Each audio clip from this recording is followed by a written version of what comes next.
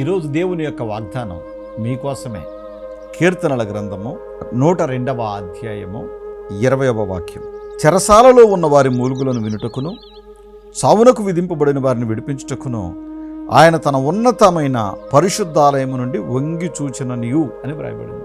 దేవుడు ఈ లోకములో ఆయన యందు విశ్వాసంతో బ్రతికేటువంటి వాళ్ళు ఎవరున్నారో వాళ్ళందరినీ ఆయన చూస్తున్నాడు. ఆ చూస్తున్న సమయంలో కొంతమంది చెరసాలలో ఉన్నారంట. ఆర్థికపరమైన చెరసాలు కొంతమంది, అనారోగ్య సంబంధమైన చెరసాలు ఇంకొంతమంది. అంటే వాటిల్లో బంధించబడి బయటకు రాలేక విలవిలలాడిపోతూ ఉన్నారు. ఈ విలవిలలాడిపోతున్న వాళ్ళతో ప్రభు అంటున్న మాట ఏంటంటే, మీరు అనుకుంటున్నారు మేము ఈ కష్టాలలో ఉన్నాం, దేవుడు మమ్మల్ని పట్టించుకోవట్లేదు, చూడట్లేదు అని మీరు అనుకుంటున్నారు. అనుకోవద్దు అని చెప్పేమంటున్నాడనంటే, ఆయన తన ఉన్నతమైన పరిశుద్ధ ఆలయము నుండి వంగి చూస్తున్నాడంటే ఇప్పుడు మిమ్మల్ని. ఎందుకు తెలుసా? మిమ్మల్ని విడిపించడానికి. ఆమె చెప్పండి గట్టిగా. మీరు ఏ కష్టాలలో ఉన్నారో, ఏ శ్రమల్లో ఉన్నారో, శ్రమలన్నిటిలో నుండి విడిపించి ఆయన మిమ్మల్ని గొప్ప చేయబోతున్నాడు అని వ్రాయబడి ఉంది. హల్లెలూయా. ఆయన మిమ్మల్ని దీవించబోతున్నాడు, ఆయన మిమ్మల్ని ఆశీర్వదించబోతున్నాడు.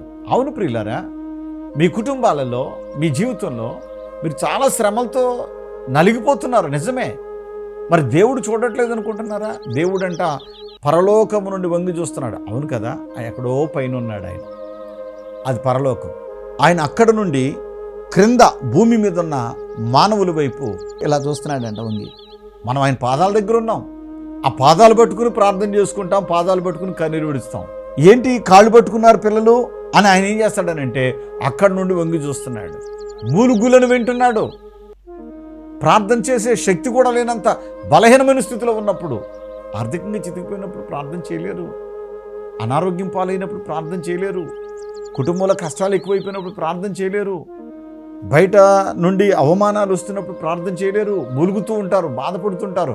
ఆ మూలుగులలో నుండి విడిపించడానికి దేవుడు పరలోకం నుండి వంగి చూస్తున్నాడంట. ఈరోజు నువ్వు ఏ కష్టంతో మూలుగుతున్నావు, ఏ బాధతో ఉన్నావు? శ్రమలో దేవుడు నీకు తోడై ఉండి నిన్ను గొప్ప చేయబోతున్నాడు అని కీర్తనల గ్రంథం 91వ అధ్యాయంలో వ్రాయబడిన వాగ్దానం ఈరోజు నీ జీవితంలో నెరవేర్చబడబోతోంది. కన్నులు మూయండి, చిన్న ప్రార్థన చేస్తా. ఖచ్చితంగా మీరు సాక్షులుగా ఉంటారు. నమ్మితే కన్నులు మూయండి. ఈ చిన్న ప్రార్థన మీ జీవితంలో గొప్ప మార్పును తీసుకుని వస్తుంది. పరిశుద్ధుడా పరమ తండ్రి, మీకు స్తోత్రాలు. ఆసక్తితో, శ్రద్ధతో, భక్తితో ఈ వాగ్దానాన్ని స్వీకరించిన ఈ బిడ్డలను దీవించండి. అవును ప్రభువా, మా కష్టాలలో మేము ఉన్నాం, మమ్మల్ని ఎవరు విడిపిస్తారు, మాకెవరు సహాయం వస్తారు అని అనుకుంటున్నారు నాయన. కానీ నీవు పరలోకము నుండి వంగి చూస్తున్నావని ఈరోజు నీ బిడ్డలు తెలుసుకున్నారు. నువ్వు విడిపించడానికి వస్తున్నావని నీ బిడ్డలు తెలుసుకున్నారు. శ్రమలలో నుండి బయటకు తీసుకుని వస్తున్నందుకు స్తోత్రాలు తెలియజేసుకుంటూ నీ పిల్లలను ఆత్మలో బలపరచమని యేసు నామమున వేడుకొనుచున్నాను తండ్రి, ఆమేన్. షలోమ్. ఈ సహోదరి పేరు రత్నమ్మ. ఈమె గోయిని దీని నుంచి రావడం జరిగింది. ఈమె సాక్ష్యం ఏంటంటే, విపరీతంగా తలపోటు వస్తూ ఉంటుందట. గత 2 సంవత్సరాలుగా ఆ తలనొప్పితోటి బాధపడుతూ ఉంది. తలలో ఉన్న నరాలను చేతులతో పట్టుకుని లాగేస్తున్నట్టు బాగా అంత నొప్పి వస్తూ ఉంటుందట. అలాంటి ఈమె హాస్పిటల్ చూపించుకుంటే డాక్టర్లు ఏవో మెడిసిన్ ఇస్తున్నారు, కానీ ఆ నొప్పి తగ్గడం లేదు, ఏ ప్రాబ్లం లేదంటున్నారట. ఈమె డాక్టర్లు చూపించినా సరే ఆ నొప్పి తగ్గడం లేదని చెప్పి బాధపడుతూ ఉంటే, వీళ్ళ ఊరి నుంచి ఒక సహోదరి మన ప్రార్థనకు వస్తుందట. ఆమె చెప్పిందట, అమ్మా నువ్వు నాతో పాటు ప్రార్థనకు రా నంద్యాల, అక్కడ దైవజనుడు క్రీస్తు రాయబారి గారు అనే ఒక పాస్టర్ గారు ఉంటారు, ఆయన చేత నీకు ప్రార్థన చేయిస్తాను, దేవుడు నీకు స్వస్థతనిస్తాడు. విశ్వాసంతో ఈమెకి చెప్పడం జరిగిందట. నేను అక్కడికి వెళితే నాకున్న ఈ సమస్యను దేవుడు తీసివేస్తాడన్న విశ్వాసంతో ఈమె ఈ ప్రార్థనకు వచ్చిందట. వచ్చిన మొదటి నెలలోనే ఈమెకున్న సమస్యను దైవజనునికి చెప్పడం జరిగింది, క్రీస్తు రాయబారి గారికి. ఆయన ఈమె తలపైన చేతులుంచి ప్రార్థన చేశారట. ఆశ్చర్యకరుడైన దేవుడు 2 సంవత్సరాలు బాధించిన ఆ తలనొప్పి ఆ మరుసటి నెల నుంచి ఏమైపోయిందోనయ్యా, తలనొప్పి అంటూ లేదు, ఆరోగ్యంగా ఉన్నానని చెప్పేసి ఈరోజు సాక్ష్యం చెప్తూ ఉంది. కృతజ్ఞతగా 5,000 రూపాయలు టీవీ పరిచర్య కూడా ఇచ్చానని చెప్పేసి సాక్ష్యం చెప్తూ ఉన్నారు. ఈమె పట్ల దేవుడు చేసిన ఈ స్వస్థత కార్యాన్ని బట్టి దేవునికే మహిమ కలుగును గాక. జలకనూరు నుంచి వీరు రావడం జరిగింది. ఈ సహోదరి సునీత గారు వివాహమై 18 ఏళ్ళు అవుతుంది, పిల్లలు లేరు. తన యొక్క అత్తగారు తన కోడలను వెంటబెట్టుకుని ఈ యొక్క నంద్యాలలో జరుగుతున్న పరిశుద్ధాత్మ అభిషేక అంజూర పండుగలో పాల్గొని యవ్వన దైవజనులు పాల్ బోయాజయ్య గారి చేత తైలములతో అభిషేకించబడి వారు ప్రార్థించి ఇచ్చిన అంజూర ఫలాన్ని విశ్వాసంతో భుజించగా దయామయుడైనటువంటి ఆ గొప్ప దేవుని దివ్య ఆశీర్వాదంతో ఈ సహోదరి సునీత గారు కన్సీవ్ కావడం జరిగింది. అంతకుముందు వైద్యులను సంప్రదించారు, మందులు వాడారు. 18 ఏళ్ళు గడిచింది కానీ ఫలితం లేదు. అయితే 7 నెలలు నంద్యాలకు వచ్చి యవన దైవజనులు పాల్ బోయజాయి గారి చేత తైలములతో అభిషేకించబడి వారు ఆశీర్వదించి ఇచ్చిన అంజూర ఫలాన్ని విశ్వాసంతో భుజించగా ఈ సహోదరి కన్సీవ్ అయింది. నెలలు నింపబడ్డాయి.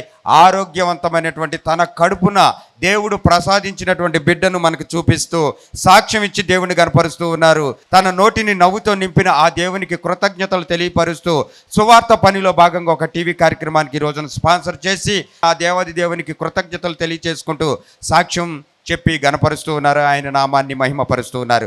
గట్టిగా చప్పట్లు కొట్టి దేవుని స్తుతిద్దాం. పరిశుద్ధాత్మ అభిషేక అంజూర పండుగ జరుగు స్థలముల వివరములు. హైదరాబాద్ లో జూలై 7వ తేదీ మంగళవారం ఉదయం 8 గంటల నుండి జరుగును.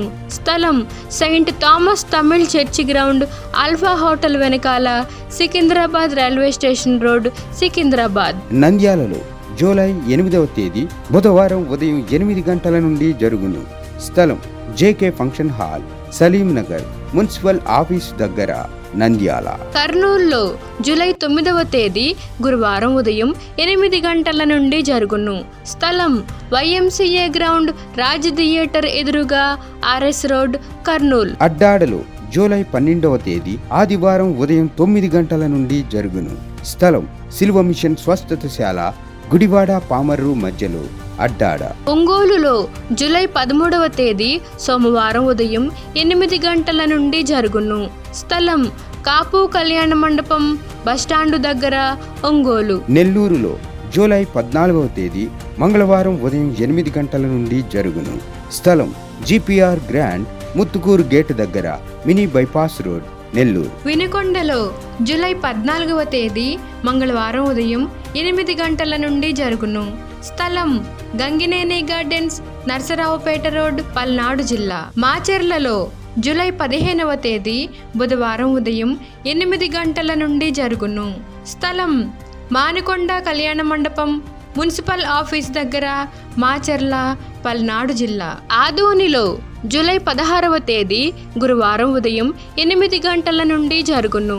స్థలం international function hall, 2 town police station ప్రక్క రోడ్, SKD కాలనీ, ఆదోని. గుంటూరులో జూలై 19వ తేదీ ఆదివారం మధ్యాహ్నం 3 గంటల నుండి జరుగును. స్థలం LEM high school ground, lodge centre, Brodipet, Guntur. తాడేపల్లిగూడెంలో జూలై 20వ తేదీ సోమవారం ఉదయం 8 గంటల నుండి జరుగును.